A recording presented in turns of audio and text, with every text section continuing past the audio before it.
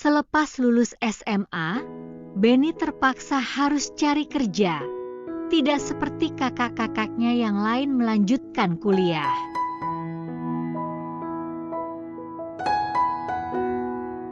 Benny sadar, bapaknya hanya pegawai negeri rendahan, gajinya tidak cukup untuk menyekolahkan dia dan kakaknya.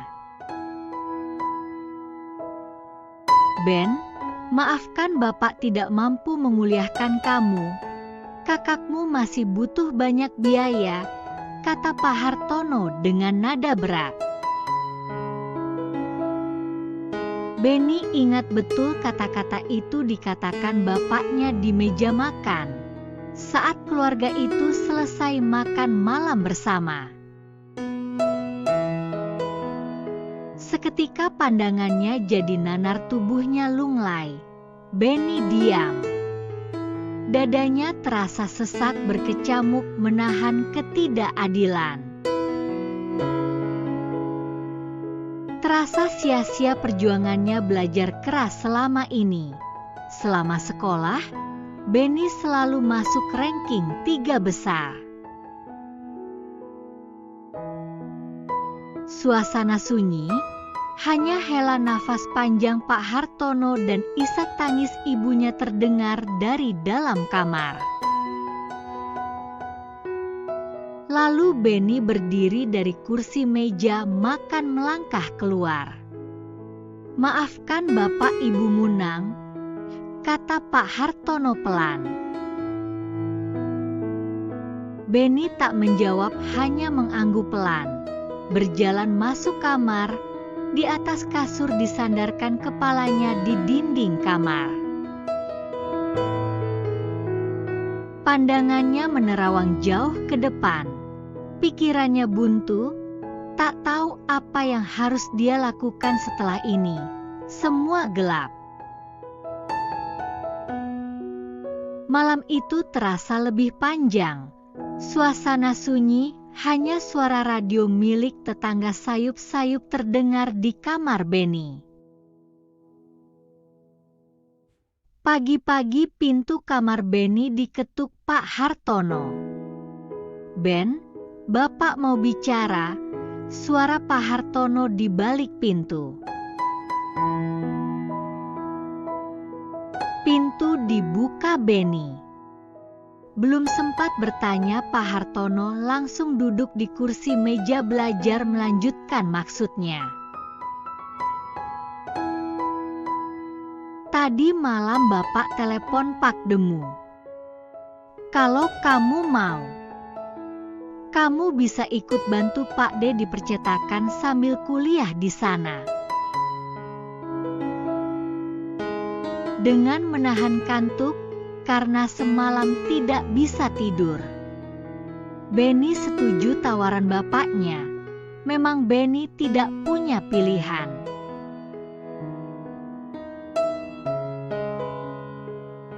Itu satu-satunya jalan untuk bisa melanjutkan kuliah, pikir Benny. "Lusa kamu bisa berangkat, Ben," Pak Hartono menjelaskan. Berbekal secari kertas alamat dan tiket bus, Benny berangkat ke Surakarta di mana Pak D Bambang tinggal. Mata Buhar tampak berkaca-kaca saat Benny pamit. "Hati-hati ya Nang," pesan Buhar dengan suara parau menahan tangis. Benny kemas-kemas barangnya yang akan dia bawa.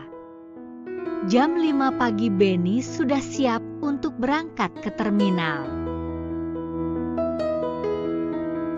Dari sinilah lakon nasib Benny mulai bercerita. Singkat kata, menjelang maghrib Benny sampai rumah Pak D Bambang tampak lengang dengan lampu teras telah dinyalakan. Rumah ini masih seperti dulu, hanya warna catnya berganti putih. Waktu masih kecil Benny sering diajak Pak Hartono berkunjung. Rumah dan usaha percetakan yang sekarang dikelola Pak De Bambang, semua peninggalan orang tua Bude Sri. Beni mengenal semua penghuni rumah.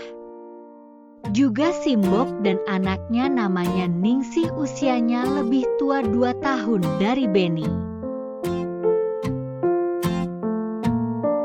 Beni biasa panggil Mbak Ningsih. Dulu ikut membantu Bude Sri menjaga toko batik dekat pasar selepas pulang sekolah. Bude Sri sangat sayang dengan Ningsih. Ningsih diperlakukan seperti anaknya sendiri. Kemana-mana Ningsih selalu diajak. Mungkin karena Bude Sri tidak mempunyai keturunan. Bude Sri pernah operasi kista ovarium saat masih gadis. Beni tekan bel berkali-kali.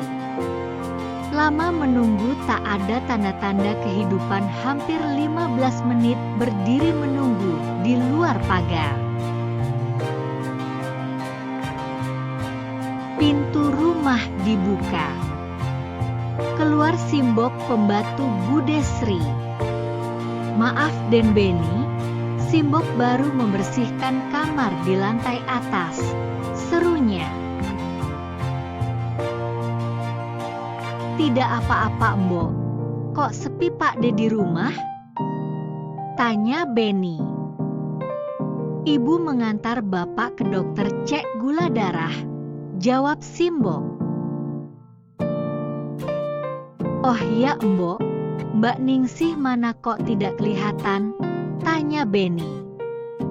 "Ningsih kan ikut suaminya tinggal di perumahan," jawab Simbok. Beni melangkah masuk rumah. Simbok akan meraih ransel bawaannya. "Jangan Mbok, biar saya bawa sendiri," sela Beni. "Lama tidak kesini dan Beni sudah besar," kata Simbok. Beni hanya tersenyum. "Simbok jangan panggil Den ya, aku kurang nyaman, panggil saja Beni," usul Beni. "Tapi Den." Simbok seperti merasa canggung. "Sudahlah Embok, yang penting jangan panggil Den," sergah Beni. Beni masuk ke dalam. Tampak foto besar Pak De Bambang dan Bude Sri di bingkai warna keemasan terpampang di ruang tengah. Perbedaan usia Pak De Bambang dan Bude Sri sekitar 10 tahun. Meski sudah berumur, Bude Sri masih terlihat cantik. Simbok berjalan menunjukkan kamar yang telah dipersiapkan buat Beni. Cukup besar dengan pintu menghadap taman. Sekitar jam 8 malam terdengar suara mobil berhenti di pelataran. Pak De Bambang dan Bude Sri sudah sampai rumah. Beni menemui Pak De Bambang dan Bude Sri untuk bersalaman. Setelah berbincang sejenak mereka masuk kamar. Tak terasa sudah hampir 6 bulan Beni tinggal di sini. Dari kuliah, kerja membantu Pak De, sesekali antar Bude Sri ke pasar. Semua berjalan normal. Bude Sri baik banget terhadap Beni. Mereka sering berbincang-bincang di teras samping rumah. Bude Sri mulai sering memperhatikan keponakannya yang cukup ganteng dan berbadan tegap. Hari Jumat setelah makan siang di percetakan, Benny dihampiri Tati. "Dek Benny," dipanggil Pak Bambang di kantor, katanya. "Ya Mbak." Benny berjalan ke kantor dengan Tatik sekretaris Pak Bambang. "Pak De panggil saya?" tanya Benny sopan. Ke ruang meeting Ben sama Tatik, Pak Bambang melangkah menuju ruang meeting diikuti Benny dan Tatik. "Ben, kapan kamu masuk kuliah?" Pak D membuka percakapan. "Liburnya masih 2 minggu lagi, Pak D," jawab Benny. "Kamu bantu Tatik setiap pagi membagi pekerjaan pada karyawan." "Iya Pak D," jawab Benny. Mbak Tatik mengangguk. Selama Pak Bambang di Semarang, semua urusan operasional perusahaan diserahkan kepada mereka. Pak Bambang menjelaskan proyek yang ditangani di luar kota. Meski sudah terlihat sepuh, Pak D masih semangat bekerja. Senin pagi Pak D berangkat ke Semarang dengan Pak Warso sopir pribadinya. Bu Desri mengantar sampai pintu pagar. Seperti biasanya Benny bekerja di percetakan sampai jam 5 lebih. Sampai rumah setelah mandi duduk di teras depan kamarnya.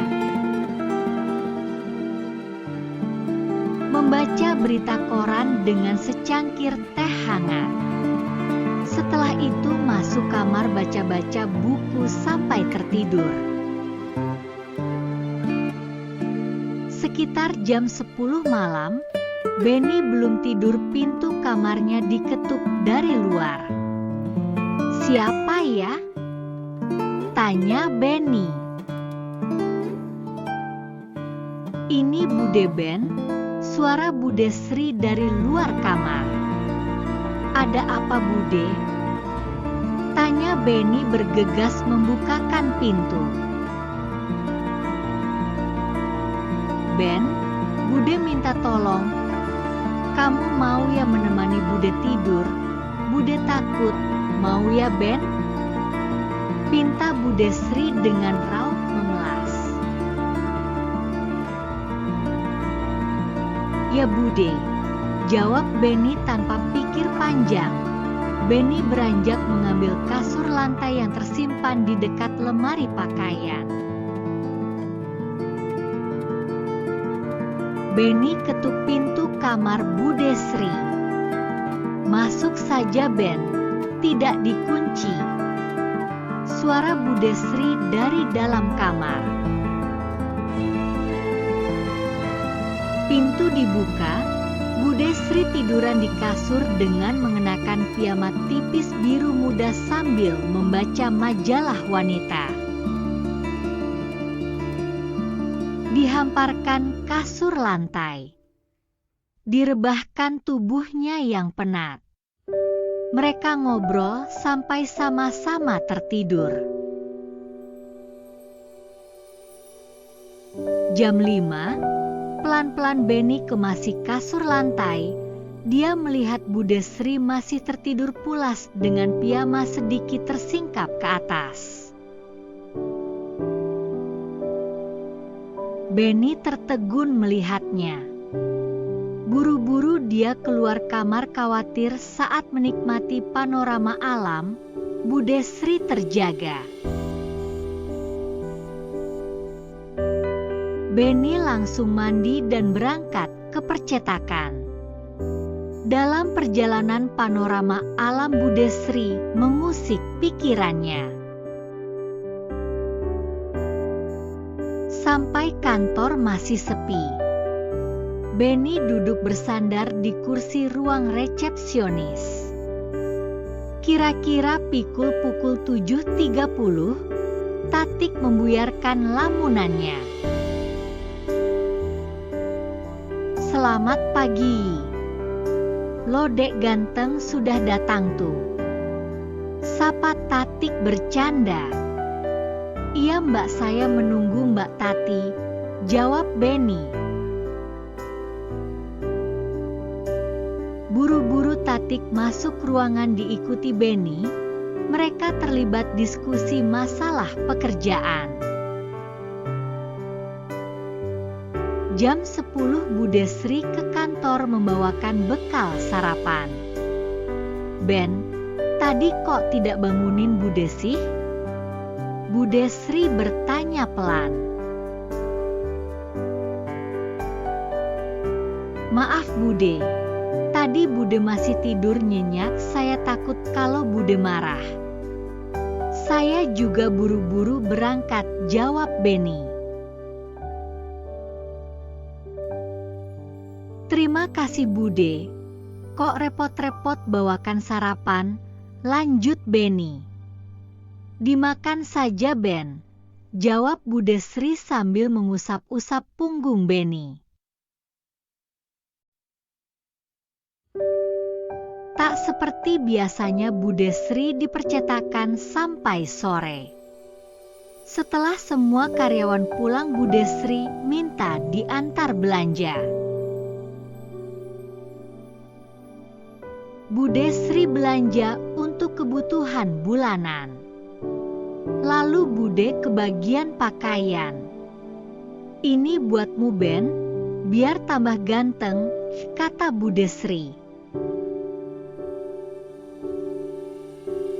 Terima kasih Bude, kok banyak banget, tanya Benny.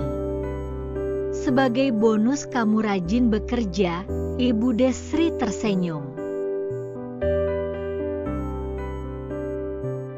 Keluar mall, Bude Sri pegang lengan Benny berjalan ke parkiran. Bude Sri tampak manja dan bahagia. Malam pun tiba. Suasana rumah sepi, Simbok sudah tidur di kamar belakang, lampu besar di ruangan tengah dipadamkan. Hanya lampu dinding yang dinyalakan, suasana jadi temaram. Benny menonton televisi di ruang tengah sendirian. Suara pintu terbuka, Bude Sri keluar kamar mengenakan piyama. Nonton apa Ben? Tanya Bude Sri. Film Bude, jawab Benny. Bude Sri ikut menonton TV, duduk di sofa panjang sebelah Benny.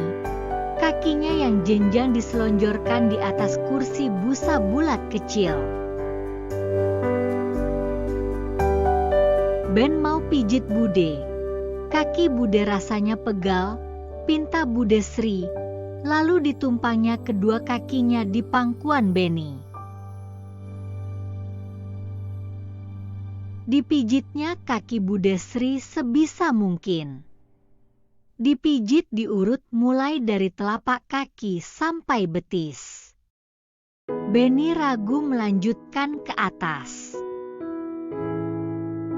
Tanggung Ben, sampai ke atas dong Ben, pinta Bude Sri dengan meraih tangan Benny, diletakkannya di atas paha Bude Sri. Batin Benny terusik, dia mulai tak lagi konsentrasi menonton TV. Bude Sri memperhatikan nafas Benny yang mulai tak teratur. Bude Sri sengaja memprovokasi gejolak batin Benny.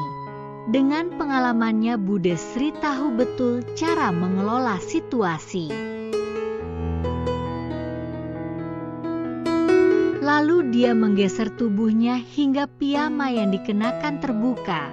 Bude Sri dengan tersenyum menikmati pemberontakan batin Benny. Tiba-tiba Bude Sri bilang, "Sudah malam Ben, Bude mengantuk, mijitnya dilanjutkan di kamar Bude saja ya, kata Bude Sri.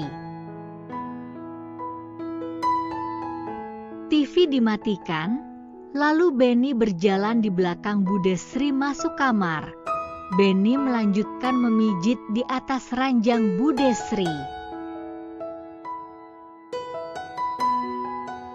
Bude Sri memejamkan mata menikmati pijitan Benny. Lalu Bude Sri tengkurap minta sekalian pijit seluruh badan. Tanggung, katanya. Dibuka piyamanya, sekarang hanya tinggal segitiga sama kaki yang dikenakan Bude Sri. Batin Benny semakin haru biru.